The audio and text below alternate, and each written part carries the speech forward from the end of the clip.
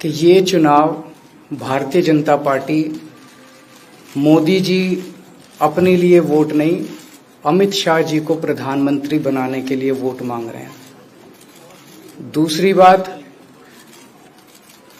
योगी आदित्यनाथ जी को अगर ये लोग जीत गए तो योगी आदित्यनाथ जी को 2 से 3 महीने के अंदर उत्तर प्रदेश के सीएम पद से हटा दिया जाएगा।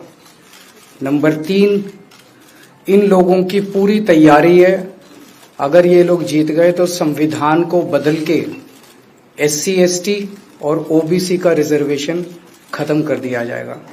और नंबर 4, जो आंकड़े अब देश भर से आ रहे हैं वो ये दिखा रहे हैं कि 4 जून को इंडिया गठबंधन की सरकार बनने जा रही है और NDA को और BJP को बहुत कम सीटें मिलने जा रही हैं।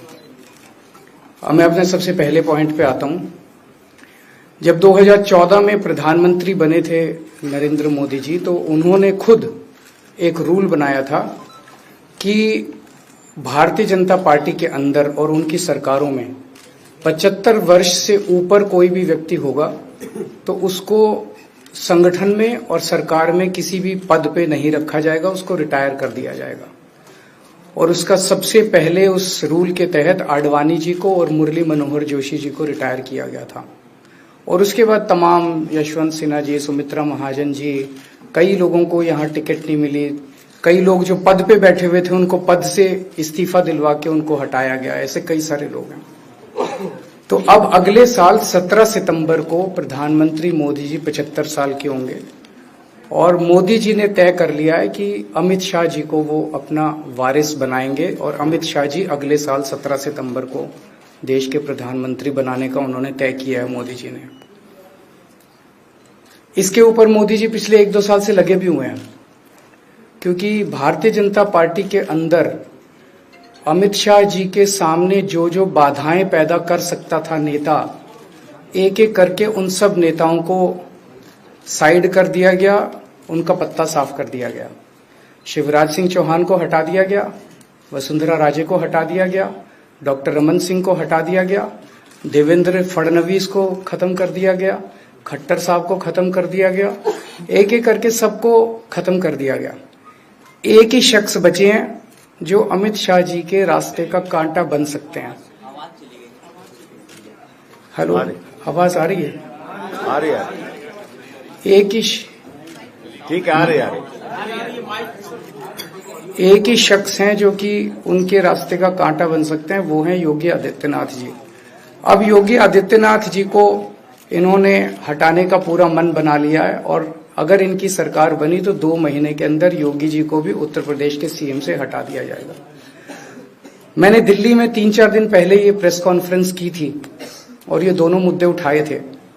जैसे मैंने मुद्दे उठाए थे तो अमित शाह जी ने और उनके कई नेताओं ने अपनी भावना प्रकट की कि नहीं नहीं, मोदी जी को 75 साल में इस्तीफा नहीं देना चाहिए, मोदी जी को 75 साल पूरा कार्यकाल पूरा करेंगे।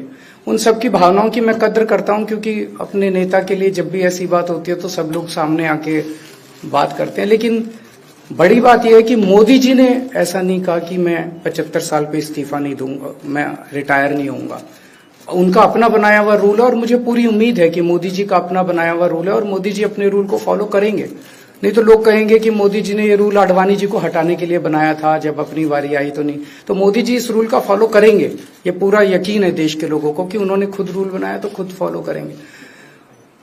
दूसरी बड़ी बात जो हुई कि जब मैंने कहा कि योगी आदित्यनाथ जी को 2 महीने में हटा दिया जाएगा, इस पे अभी तक भाजपा के किसी नेता की टिप्पणी नहीं आई है। 4 दिन हो गए, इसका मतलब ये तो कंफर्म करता है कि उन्होंने पूरी प्लानिंग कर ली है और उनके पक्ष में कोई बोलने के लिए तैयार नहीं है योगी आदित्यनाथ जी के। तो उनका हटना अब लगभग तय है कि योगी आदित्यनाथ जी को उत्तर प्रदेश के सीएम पद से हटाया जाएगा। दूसरी चीज, मैं उत्तर प्रदेश के सभी मतदाताओं को कहना चाहता हूं कि पिछले 4-5 महीने से इन्होंने शोर मचा रखा है, 400 पार 400 पार 400। क्यों? कहते हैं नहीं मोदी जी कुछ बड़ा काम करना चाहते हैं। तो लोगों ने खोद खोद के पूछा, भाई क्या बड़ा काम करना चाहते हैं, कुछ बताओ तो सही। तो उन्होंने नहीं बताया। लोगों ने फिर अंदर से पता किया कि बड़ा काम ये करना चाहते हैं कि देश से रिजर्वेशन खत्म करना चाहते हैं।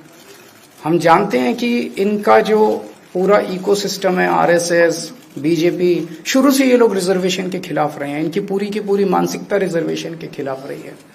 तो मैं सभी लोगों को ये आगाह करना चाहता हूं कि ये बड़ा काम इनको 400 पार इसीलिए चाहिए क्योंकि ये रिजर्वेशन खत्म करना चाहते हैं। संविधान को, बाबा साहब अम्बेडकर ने जो संविधान बनाया था, उस संविधान को ये तार तार करना चाहते हैं। पूरे देश भर से अब जो ट्रेंड आ रहे हैं, वो ट्रेंड ये दिखाते हैं कि भारतीय जनता पार्टी को 250 से भी नीचे, मेरे हिसाब से 220 के आसपास, 3-4 दिन पहले भी मैंने कहा था, 220 से कम सीटें इनकी आती हुई नजर आ रही हैं। आप हिसाब लगा लीजिए। मैं हरियाणा होके आ रहा हूं कल परसों। हरियाणा में इनकी बहुत कम हो रही हैं, दिल्ली में इनकी बहुत कम हो रही हैं, पंजाब में मुझे नहीं लगता इनकी कोई सीट आ रही है, कर्नाटक में इनकी काफी कम हो रही है, महाराष्ट्र में इनकी बहुत कम हो रही है, बंगाल में इनकी कम हो रही है, यूपी में इनकी कम हो रही है, बिहार में इनकी कम हो रही है, झारखंड में इनकी कम हो रही है, राजस्थान में इनकी कम हो रही है। तो इनकी सीटें आ कहां रही हैं? तो इनकी 220 के नीचे सीट आ रही हैं। इनकी सरकार बीजेपी की सरकार नहीं बन रही है, इंडिया गठबंधन की सरकार बनेगी। और इंडिया गठबंधन की सरकार जो है वो देश को एक प्रगति के रास्ते के ऊपर लेके जाएगी। इस तरह से जो पूरे देश के अंदर एक नेगेटिविटी इन लोगों ने फैलाई है, उसको हम लोग ठीक करेंगे। मैं अंत में उत्तर प्रदेश के सभी लोगों को अपील करना चाहता हूं कि इंडिया गठबंधन के, यहाँ पे सपा और कांग्रेस का गठबंधन है, इंडिया गठबंधन का जो जहां से कैंडिडेट है उसको भारी मात्रा में वोट देकर आप सब लोग जिताइए।